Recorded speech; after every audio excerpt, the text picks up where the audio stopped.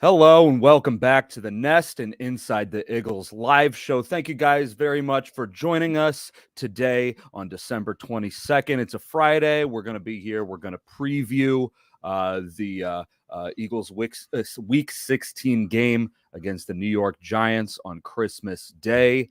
When I say we, I'm talking about Brandon Pockrass and myself. I'm Jake Beckman. Brandon, how you doing today? Well, I've been up since 4 in the morning because I Okay. had to catch a flight home from Florida. Ended up getting an earlier flight, drove 2 hours home, but hey, ready to rock and roll now. So gonna be a fun show. When we're saying earlier flight, what is earlier flight? So I had I think 8:10 flight, and was able to jump onto a 7:05 flight. Jesus God. No, thank you. No, thank you for that. To be honest with you, not sure how I'm still awake, but hey, coffee's a magical thing. There you go. We got our we did the smart move. Our flight to Philly is tomorrow at 10:45. So that's what we're doing. None of that early stuff. You see, like, here's the thing though, right?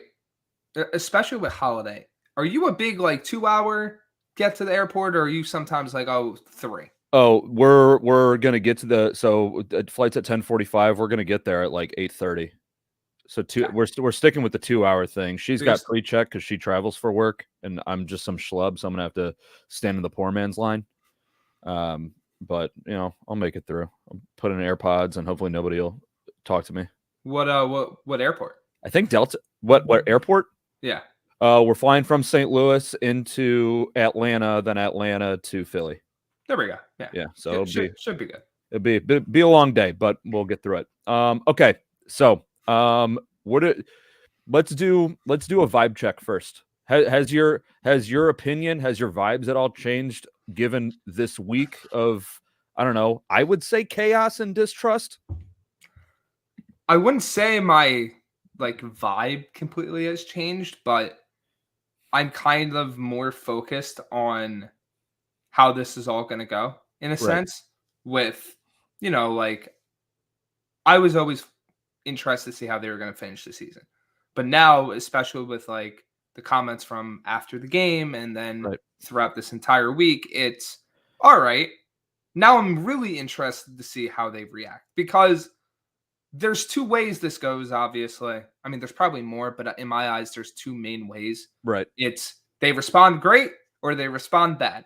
And everything else kind of trickles off of those two. And basically what you get in the next few weeks is going to determine, I feel like, not only the current season, but I think it also determines some stuff for the team's future. Yeah, that's probably fair. I think that's realistic. What do you, as far as for the team's future, what do you what kind of things are you specifically thinking about? Are you thinking about players? Are you thinking about coordinators and coaches, or what are you thinking? I think it's a little bit of everything, right? Because, if you start to get hints that players aren't responding, let's say, for example, to Brian Johnson's offense anymore. Right. Let's single out AJ Brown. Let's say it gets to a point by the end of the regular season where AJ Brown just completely checked out of Brian Johnson's offense because he's just not a fan of it, right? Yeah. That has a trickle-down effect to, okay, now when you're getting that next coordinator, do you have to appease AJ Brown, or are you trying to get the best guy for the job? That's one example. The other example could be if certain guys don't mesh well together, do the Eagles change up their offensive philosophy? It's just hope. It's a very interesting stretch of games, because on the surface, they shouldn't lose a single one. And they should be able to build some positive momentum. The minute they slip up, or if they slip up, it's now you're introducing that element of, okay, something's really wrong. Yeah. And one thing that I think on the opposite side of that, that could be a change for players and everything, and I'm going to get into this when we get to our needs, wants, and hopes. Is DeAndre Swift. DeAndre Swift, 896 yards. He might be worth some money next year. But we'll get into that. So yeah, this next stretch of games certainly can affect people both positively and negatively. One thing that you did mention was whether or not AJ Brown likes this offense or not. I'm not worried about him liking it because okay, here's what's going on with this, and I just heard or saw this. I can't remember where I gathered it. It went in my brain somehow today. But so last year the targets to AJ Brown and Devontae Smith, it was like AJ Brown was like 1% higher than Devontae Smith. And right now, I believe the target share for AJ Brown is like 30 something. And for DeAndre Swift, or not, why do I keep Devontae Smith? The target share for AJ Brown is 34%. The target share for Devontae Smith is like 17%. So those are the ones. If I'm just like with Moro Ojomo and Patrick Johnson liking Matt Patricia's defense because they actually got to play, I'm sure AJ Brown's kind of liking the Brian Johnson thing because he just gets targeted a whole S load. And that's going to be a really interesting conversation, specifically in the off season. Yeah, we talked about it as soon as we got off on Monday, and I hated it because this isn't something any Eagles fans should worry about right now, as in this season. But that Jalen Hurts contract is going to come on the books much sooner than a lot of people recognize, right? And there's a whole lot of people to pay. Exactly. And when it comes down to prioritizing, who to pay, who not to pay, offensive line or wide receivers, what is easier to find? And that's a big problem because look what it does for the Eagles offense having those two receivers. And I'm not saying the Eagles are just going to ship Devonta Smith out on the just first trade possible. Like, absolutely not. He's a vital part of their offense. You'd be crazy to think otherwise. Yep. But wide receiver contracts are only going up. Oh my God. And good, like, contracts for good wide receivers, especially, are only going up. Well, you say that, but then Christian Kirk also gets paid $1 trillion in freaking April last year. It just ruined the entire market. That plays a part in it. Yeah. Because receivers so sought after, people are going to overpay for that. It's basically what it comes down to is if Devonta Smith starts to feel like he's not the 1B and is like a firm 2. Yeah. Like, NFL players are competitive and they want to get the most money possible. If the Eagles aren't going to give that to him and give him that opportunity to be a featured role in the offense, someone else is. Yeah.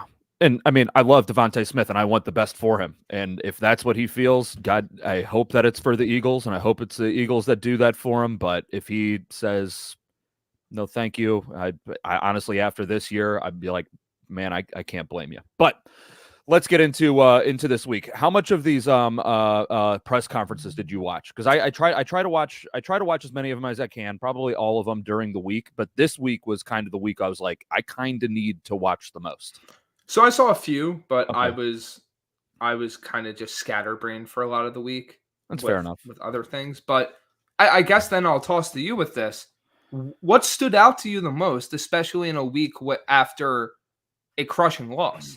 So and it doesn't necessarily pertain to the crushing loss, but it pertains to the honesty that's especially from Nick Sirianni in these, because last week he had that very first press conference. First question that got asked to him was, "Are you going to make any changes with play calling?" He firmly said no. Well, that's not true at all, even in the slightest, because so everything with Nick Sirianni kind of made me like feel a little bit wary about it. And that's one of the things that was absolutely mind-boggling to me with this, is that in one of the press conferences, he was asked about that second Jalen interception at the very end of the game.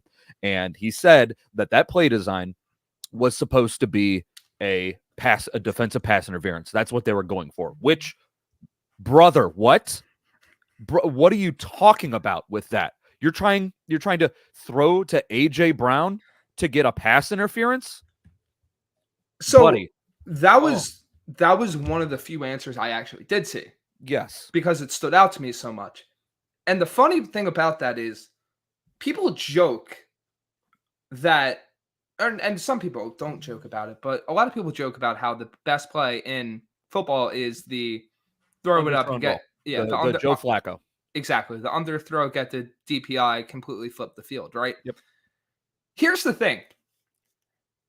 To actually come out and say that was your plan with 3 timeouts and 13 seconds left. Exactly. Like, that's your plan when you can get more yards, when you have guys open underneath, when because you have the timeouts, you can actually work the middle of the field. Yep. That raises those questions, as you said. And kind of going into that, watching some of the film and listening to other as it pertains to this particular play, as far as the middle of the field goes in that play, nothing. There was nobody there was nothing even designed to be in the middle of the field. But another Jalen Hurts interview talking about that specific play, he said that he did not see Kenneth Gainwell open short, but based on everything that we've heard is that play was designed to go to AJ Brown like that. He was the first read from what AJ said. He was the first read. Like we know that is what those, and that's crazy. Now, the two things that we're going with is that is the dumbest thing in the world, the dumbest play in the world, or Nick Sirianni is covering for somebody. And I could believe that.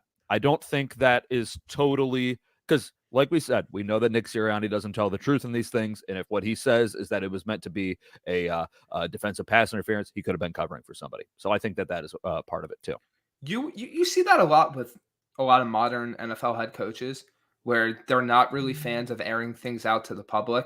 So as a result of that, you get weird things where they say one thing and then make a change behind closed doors, or you get really weird answers that don't make a lot of sense. Right. Because if it isn't the case that was the play call, Sirianni airing out Brian Johnson or whoever was responsible for the play call on, or if it was Jalen's decision. Right, exactly. Yeah. Airing out the coordinator or the quarterback in that situation, where does that get you? Doesn't get you anywhere. Yeah, all you're it going to does, lose the locker room.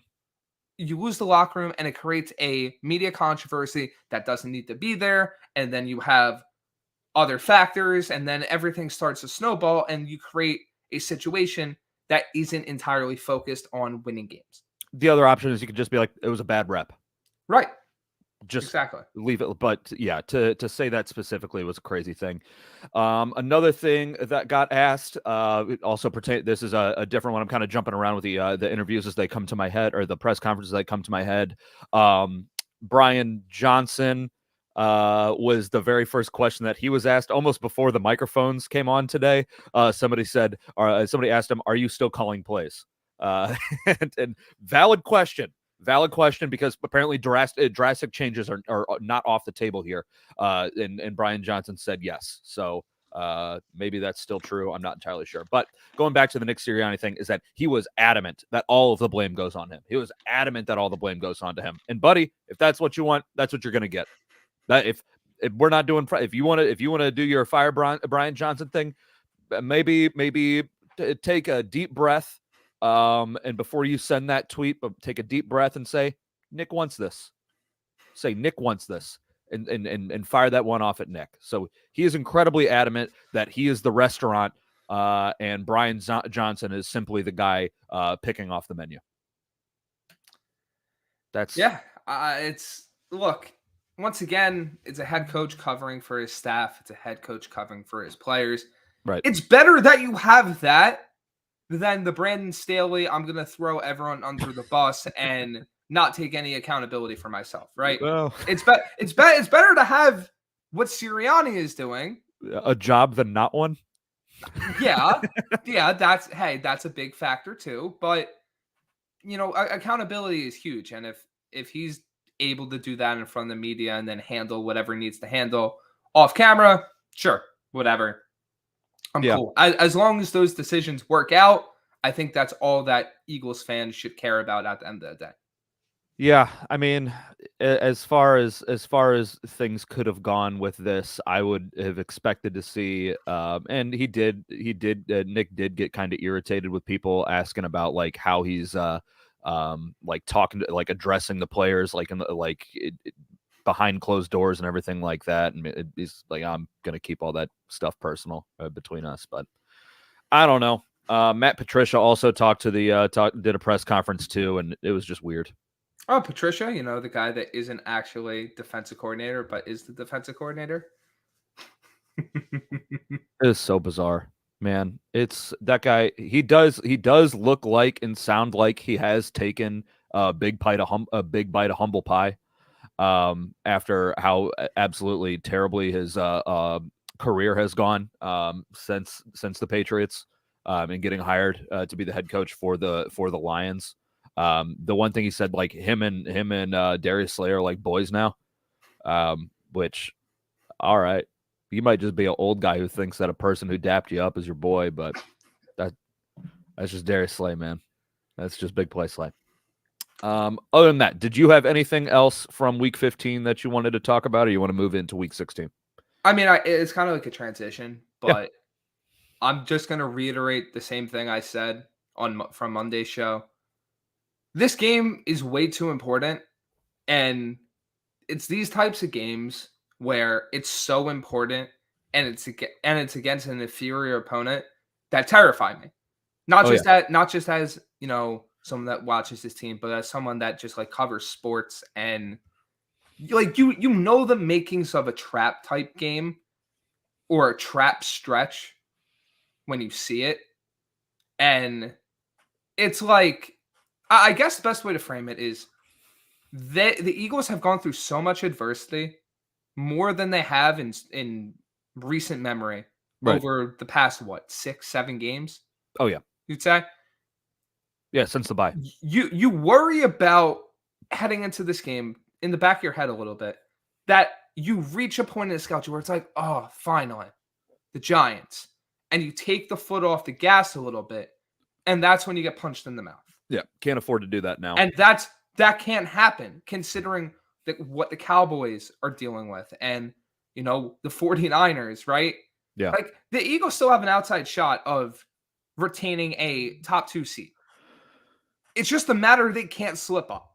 And this is the start of that stretch where they need to win every single game and they need to win them in decisive fashion.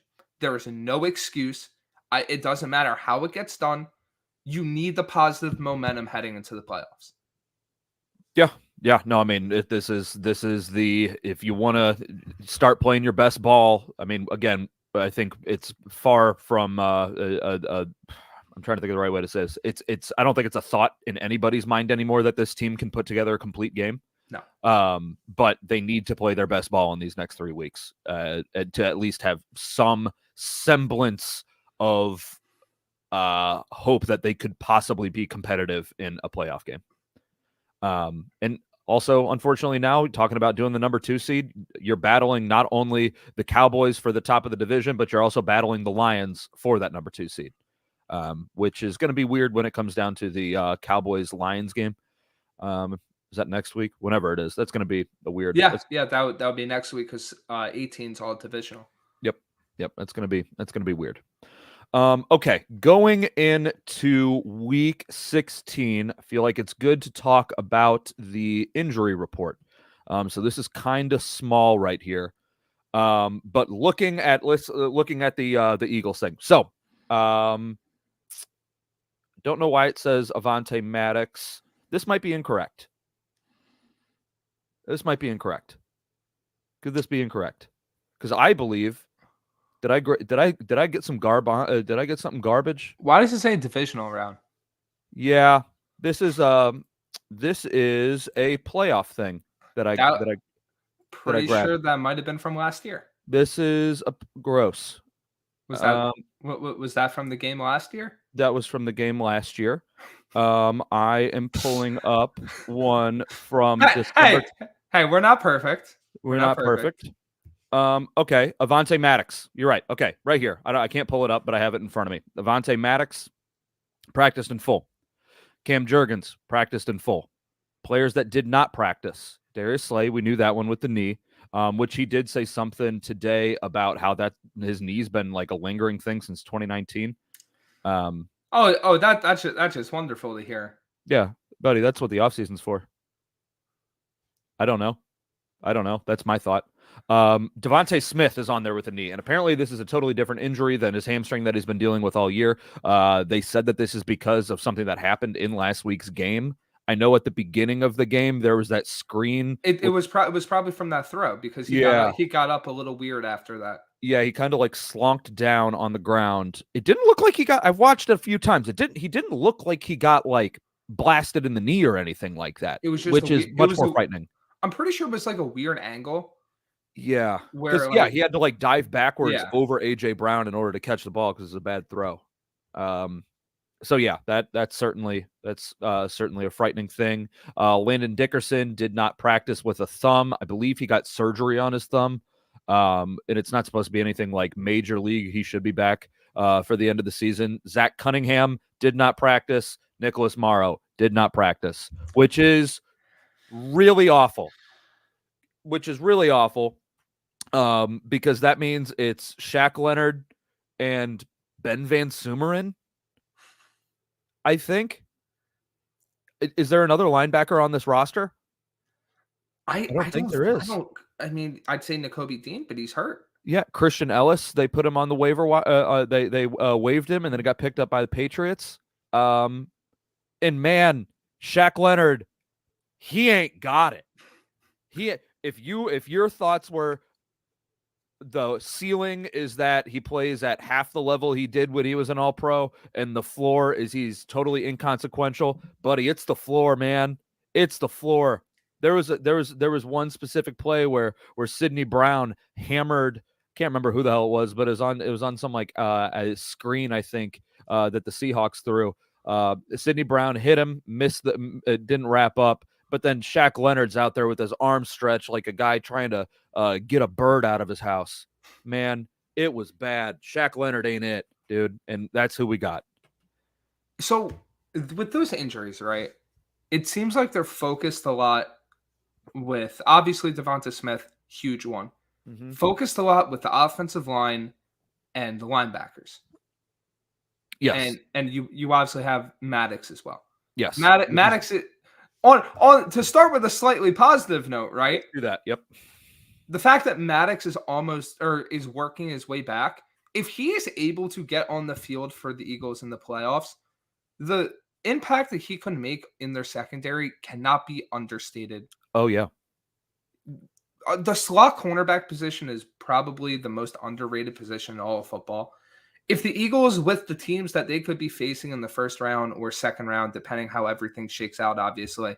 Yeah. A lot of these teams utilize the slot heavily. What, you going to do Bradley Roby on Cooper Kupp? No, exactly. So to have that guy that could give you your best fighting shot, your best puncher's chance, in that regard, can't be understated, because maybe he forces that turnover. Maybe he allows you to get that extra stop where if your offense is rolling, now that gives you, an advantage. But with this game against the Giants, I understand it's a home game. I'm worried in the sense of your two main injured areas might be the only two areas that the Giants could actually exploit. Where, for example, like your guard play, if you have Juergens and Dickerson banged up, Giants have a pretty good interior defensive line. I think I saw something that might say Dexter Lawrence, because the thing with this is that the Giants didn't practice today. So it was all estimated, right? Yeah, their whole thing was estimated because it's Monday and it's one day or later with all the injury reports. From Mike Garafolo, the Giants are signing defensive tackle Timmy Horn to their active roster off the Falcons practice squad. Added depth on the D-line with Dexter Lawrence dealing with a hamstring injury. So I guess that one would be kind of mitigated if, you have Lawrence out, but you have the Eagles banked up, right? If Lawrence was playing, I'd say that could be something that the Giants could exploit. Tackles, I think Lane can basically shut down Kayvon. Oh, yeah. And I don't think shut down Bosa. I don't think he's going to have a problem. Yeah, I don't think the other side of the Giants' edge pass rush is really going to cause that much havoc.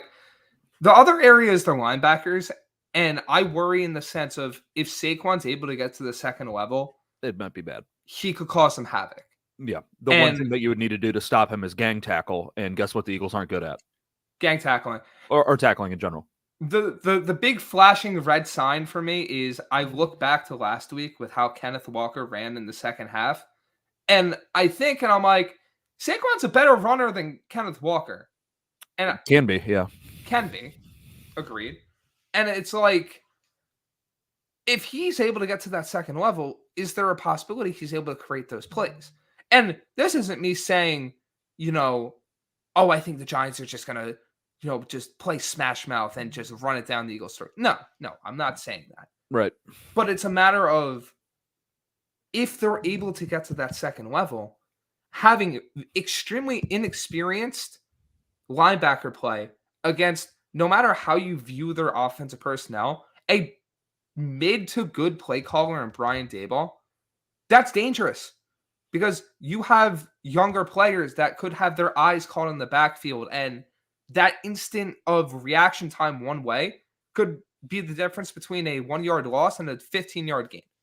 So it's those injuries where I'm thinking like, all right, still confident in the Eagles' ability to win this game, but these might slow them down to an extent where you might not be getting that decisive result right off the bat.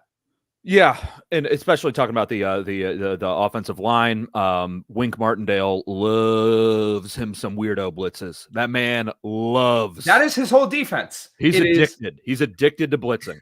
It is man coverage on the outside, and we are going to blitz you the entire time. Yeah, and which is something that Jalen has been notably affected by and has done significantly worse when he is getting affected by blitzes. So, yeah, that could.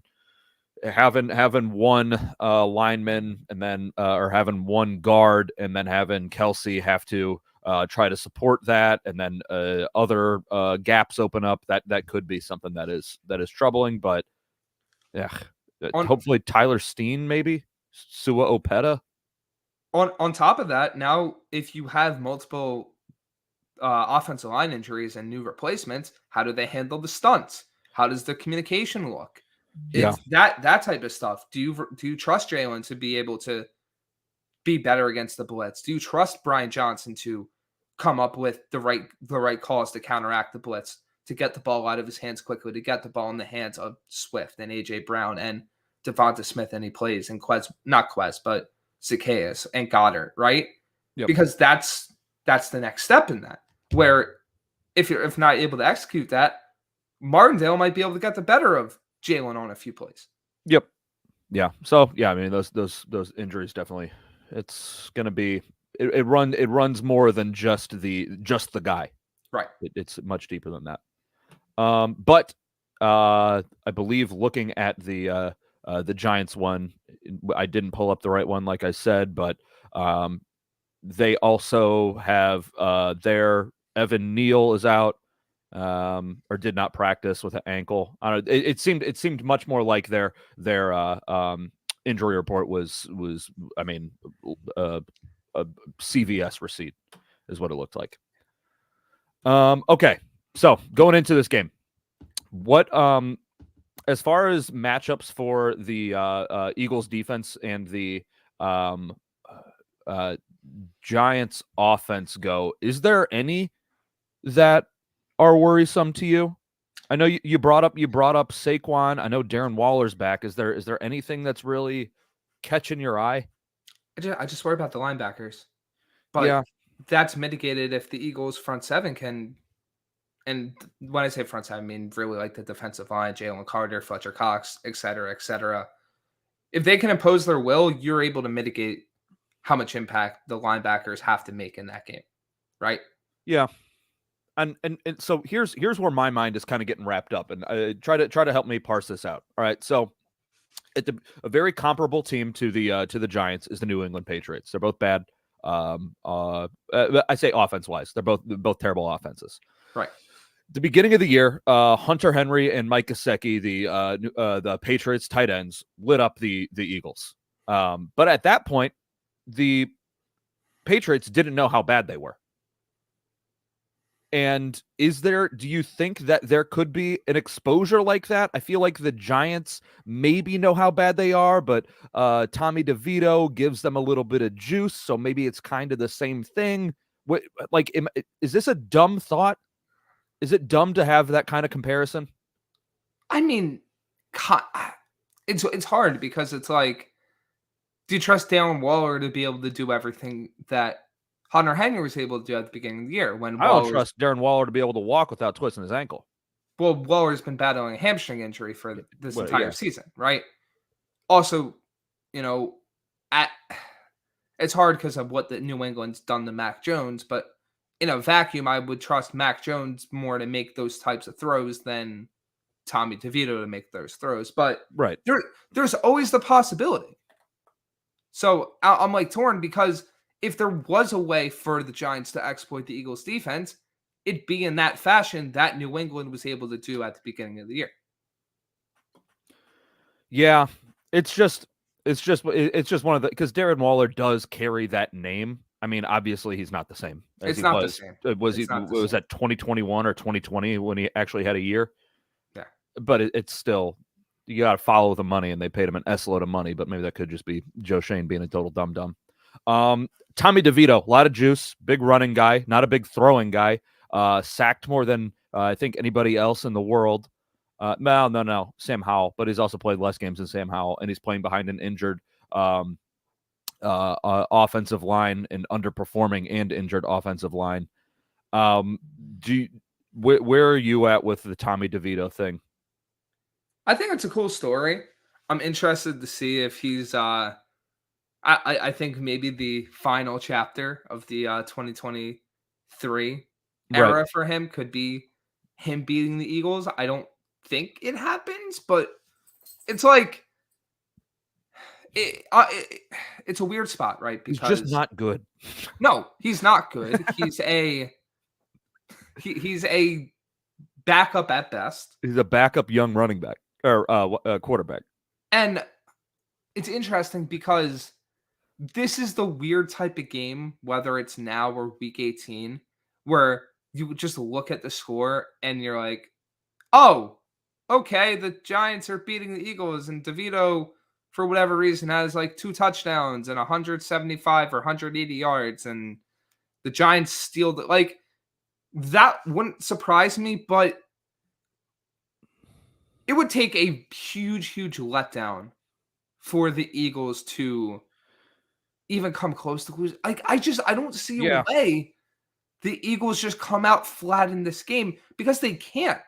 And I don't think the Giants have the offensive personnel to exploit the Eagles defense.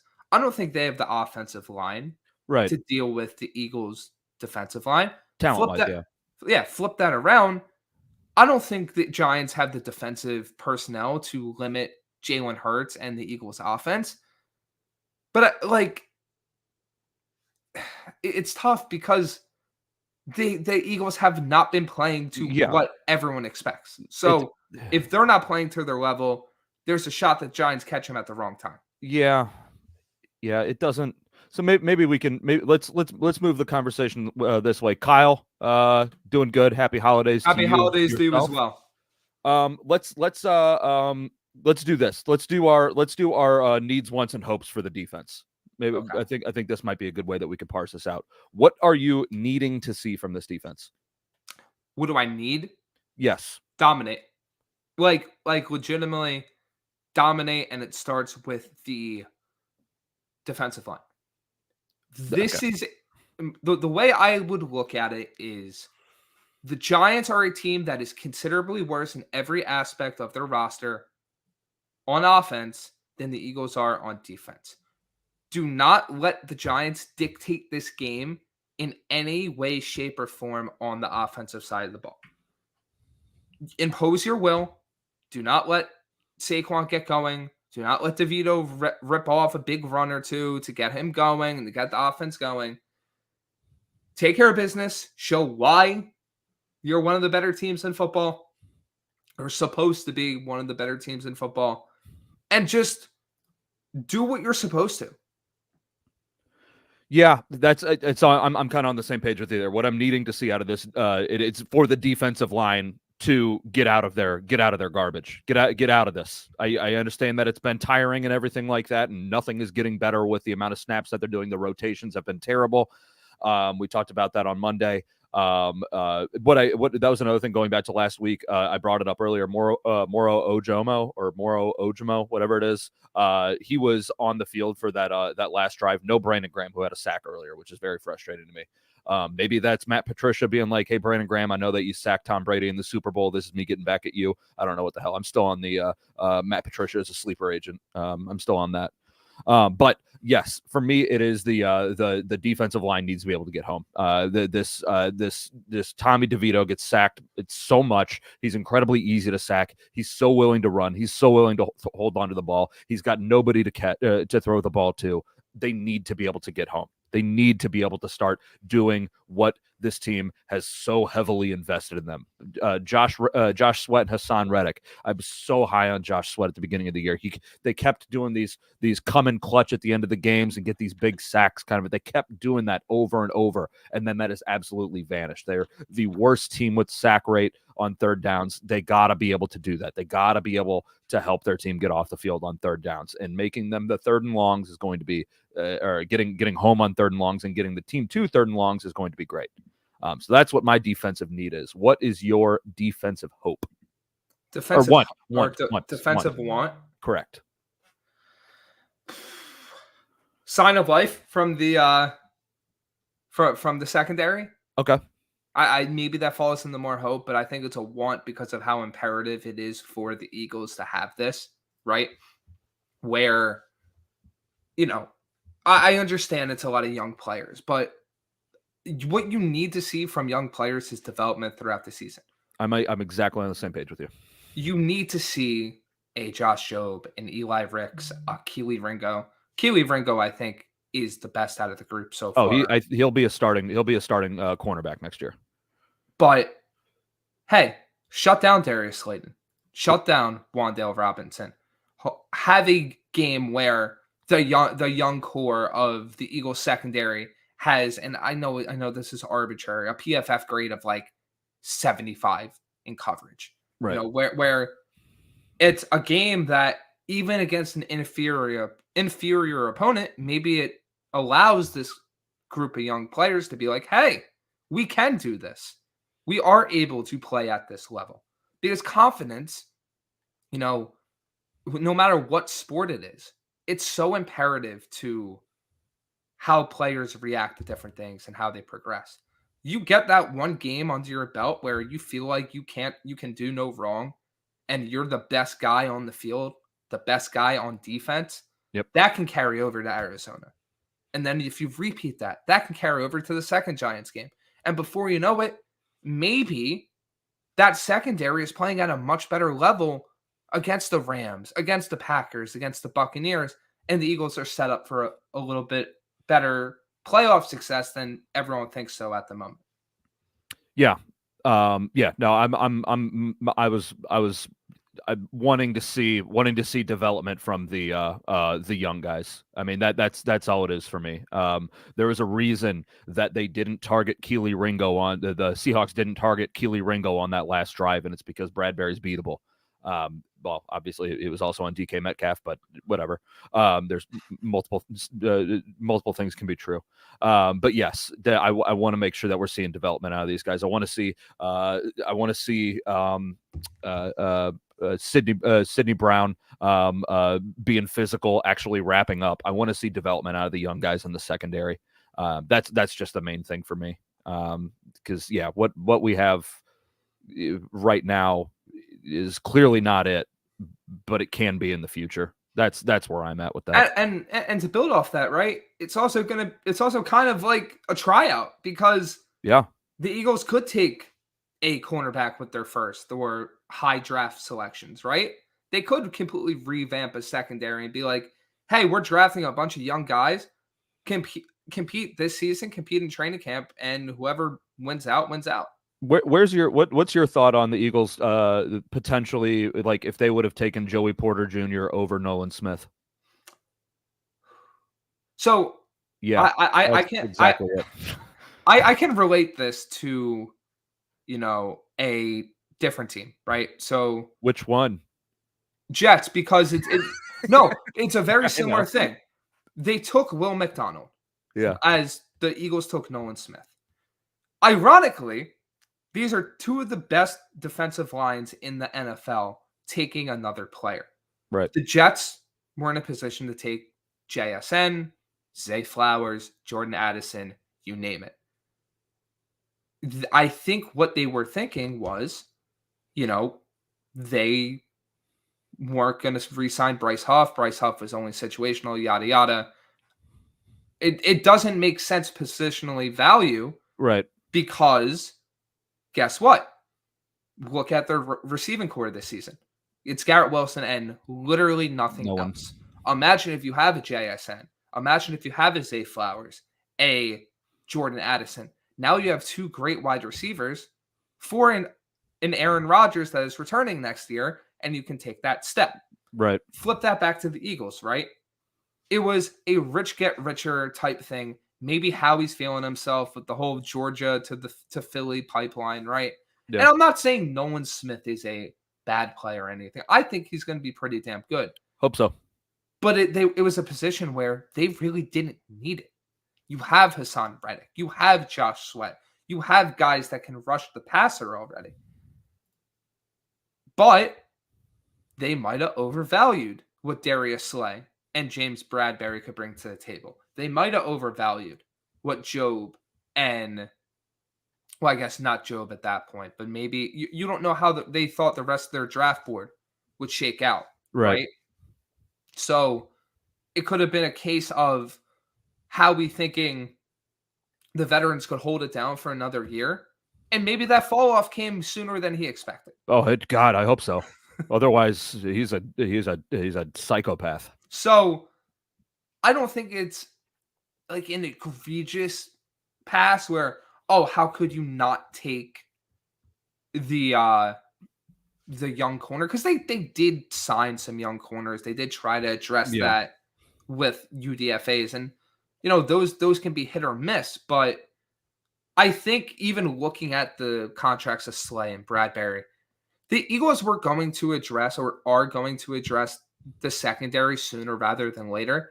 But I think to the point of why they didn't draft Porter, I don't think they expected the fall off of Bradbury, especially, and to a lesser extent, Slay this season. Yeah. I don't think that there's any way anybody could have expected Bradbury to have such a incredible fall off that he actually is having, and it's gut wrenching. Okay, let's go to defensive hopes. The linebacker play to be adequate. Oh God, and overcome the injuries. Like look. And then the hope is, it's probably not going to happen. But hey, maybe it still can for us, right? Because I think the secondary playing well and the defensive line, especially imposing their will, I think those are the two likely outcomes. Getting good linebacker play, especially if you're down to those last few guys and you don't really have the starting caliber depth that you want. It's hope more than anything. And the real hope is that the cornerbacks and the defensive front can overcome the deficiencies that the linebackers present because they are a depleted unit. Yeah, it's just Shaq Leonard and Ben Van Sumeren.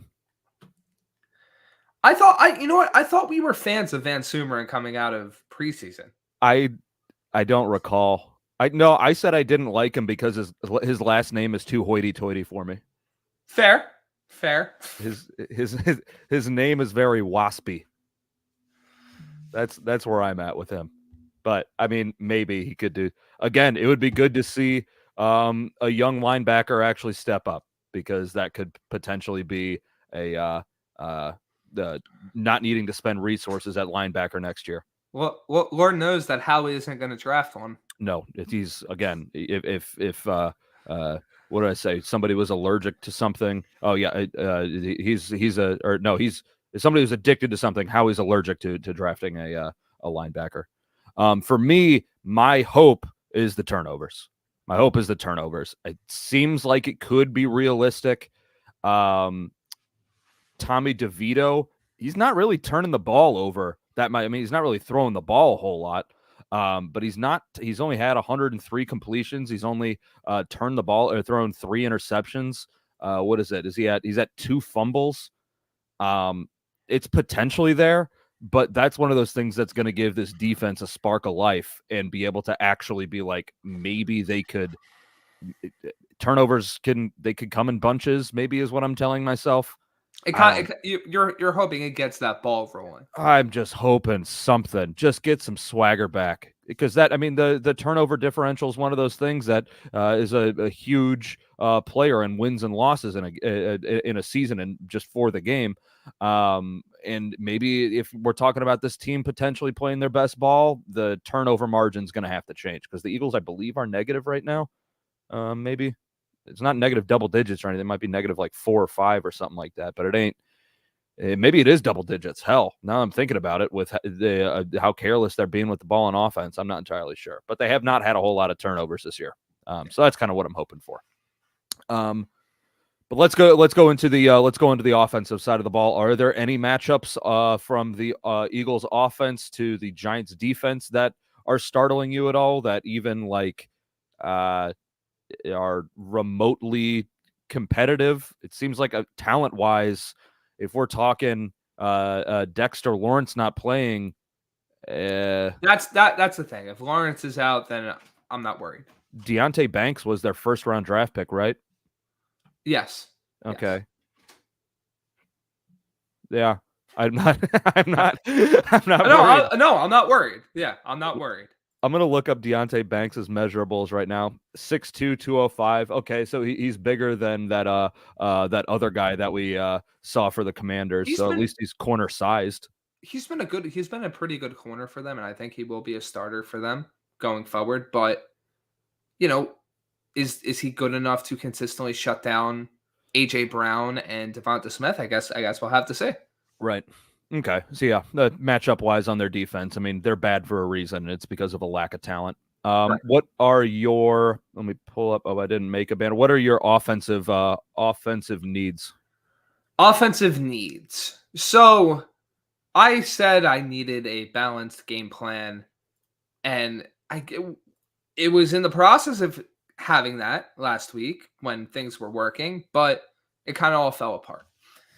I think my offensive need is for whether it's Brian Johnson or Jalen Hurts, don't be so trigger happy to go to the deep pass, the deep ball, the big play. Oof. Stick with what works. Keep the game plan going, and don't try to run just the run or pass just the pass. That was another thing that you say that, and it reminded me of the Brian Johnson press conference today, and he said that their focus is on explosive plays. Buddy. Well, here's the thing, right? I'm okay with you being focused on explosive plays, but there's a way to build up to that, right? Yeah. There's a way to be like, we want to hit the explosive play, but the way to hit that isn't just forcing the deep pass and like you're trying to call 4 verts in Madden every play, right? Right.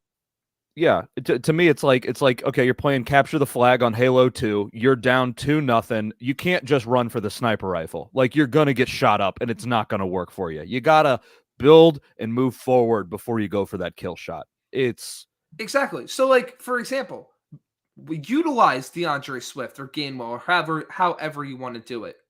Utilize your offensive line and get that run game going. Bring that defense up with quick passes and stuff in front of them. And once you set that up, utilize the play action to hit that deep shot. right. It's what they did all of last year. It's what they did in the beginning of this year. Yeah, and it worked. And it did work. Yeah, that was another thing Nick Sirianni said. He said he's running the exact same offense as he did last year. It's like, people might have caught on, friend. People don't just waste their offseason. They see teams and they're like, okay, what can we do that they did, and how can we stop them? And the Dolphins have done well. The Dolphins didn't do that, but teams have done that. So that's where we're at. Kyle Shanahan did that.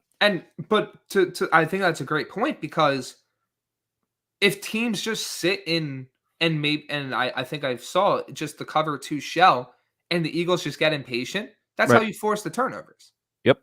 Yep, and that's why Patrick Mahomes was able to do what he did in the Super Bowl, because he just stayed patient the entire time and just ate up the underneath. Yep. For me, my offensive need, and this is going to kind of cover a lot of things, is yak. I need yards after the catch. Is because what that's going to do is that's also going to mean that the receivers are getting open. They're not doing these turn back to the quarterback stop and lose all your momentum. The A.J. Brown slants. I need people to be open in space in order for that kind of a thing to happen. That's what I need. If we're going to be solely focused on this passing game and have the running game feel almost as like an afterthought, if we're going to do that, we need to at least be efficient with it. We can't just be like, stop your guys from getting blown up, man. Like the it happened. They kept doing the screens against Seattle, and the screens kept getting blown up. That should be a perfect yak play, dude. Like that should be the only thing that happens on a screen is yak. If there's no yak on a screen, it's not a good play. It means it's not successful. Stop doing it. So if we're going to do that, make sure it's actually working. It's just, and I understand it's a lot of scheming and everything like that. It's just we gotta get yak. I feel like that covers a lot of the problem with this passing game. I agree. Offensive wants. This is tough because I feel like the need kind of encapsulated a lot of what they need to do. The offensive wants, it's going to tie into my hope, but okay. Actually, no, it isn't. I'm going to do something different for the hope. Scheme up more for Devonta Smith. Yes. Don't, quick trigger to A.J. Brown on almost every play. Utilize Devonta Smith's strengths and maybe have this be the Devonta Smith game where you target him more than A.J. Brown and you scheme up the screens for him and the deep shots to him and maybe a deep in breaker and things along those lines where you're getting him involved. AJ has already been involved. You mentioned the target share breakdown earlier in the show. It's just important going forward to have both of your 1A, 1B wide receivers to be as involved as possible. Hey, maybe even goes for Goddard too. I'd love to see more tight end involved plays for the Eagles. Right. Yeah, I mean that was one of the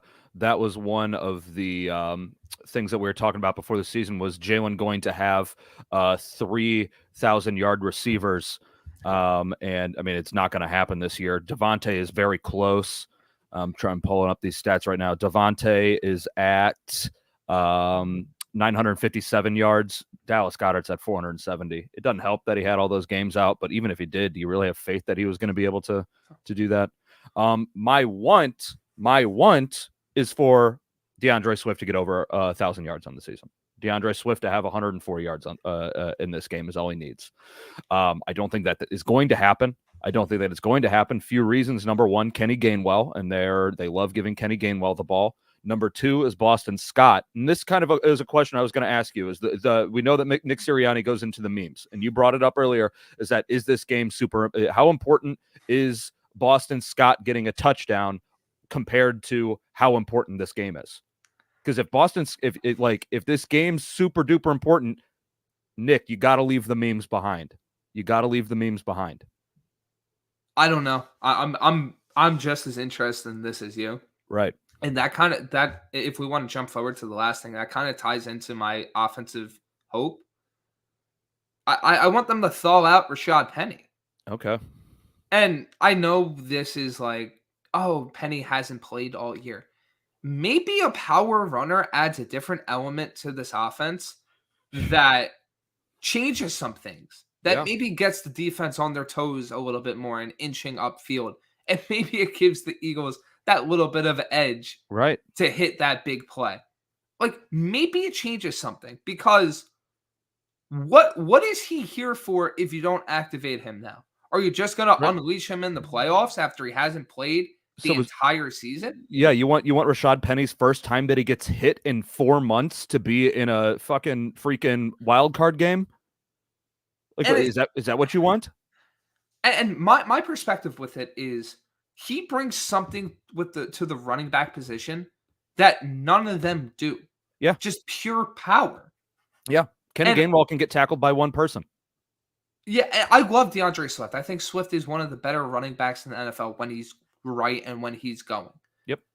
Gainwell and Scott, they're more like the scat back types, and I really like Gainwell. But you have something that is perfect for this time of year. Yeah. In your running attack with a unit with the offensive line that can impose their will. It seems like a match made in heaven, and they just refuse to use him. I'm really, really interested to that point of what does it look like in practice? Why is Penny not getting the reps? Is it just the coaching staff preference because they're just in love with Gainwell and they're not willing to give Penny a shot, or did Penny mess up pass? Like, I'm very interested to see or hear why that's been the case with him. Yeah, it's like Odin keeping Thanos' gauntlet in his vault. It's like, why you have it in your vault? You could use it, stupid. It's very frustrating. But yeah, my hope is that we don't see a brotherly shove. Because what the Eagles have been doing, and Nick Sirianni brought this up when he was asked about the play that Christian McCaffrey called correctly on the Manning cast, and then he said, "Well, we were trying to get it to be 4th and short." Brother, why? Why would you, why? We understand that the play's unstoppable. We understand that you have that. Don't go for it when he says that each drive is a 3rd and 9 for us. It doesn't have to be. You can get first downs, buddy. You can get first downs. And also, if we're talking brotherly shove, that means that no brotherly shove. That means that Jalen is throwing touchdowns in the red zone. These are the things I want. I don't want it to be like, yeah, he scored, congratulations, but I want it to be like, damn, that was a good throw right there.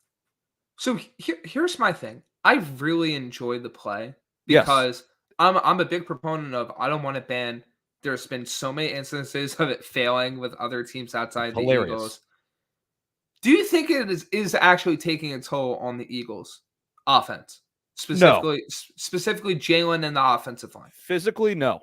No. I think the mentality that they have that play and they're like, we're going to use this play. I think that's the wrong mentality. I think it should be, we have this play and we can use this play when the time comes. I don't think it should be this is a staple of our offense. I think it should be we have this and we're going to if we need to. It's their nuke. I agree with that 1000%. And you would have to see maybe an injury from the Eagles, which it hasn't happened on that play. Yeah. I'm just interested if the constant usage of that play and what the quote unquote effort level of that play compared to, a normal offensive blocking, how does that match up?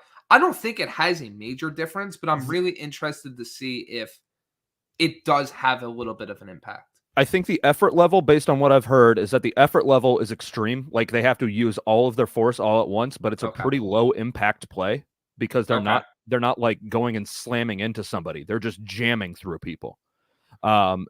And then as far as like that compared to, you see so many other plays where an offensive lineman's knee gets taken out by somebody who gets pushed down. I feel like the risk of injury on that play is significantly lower than literally any other given play.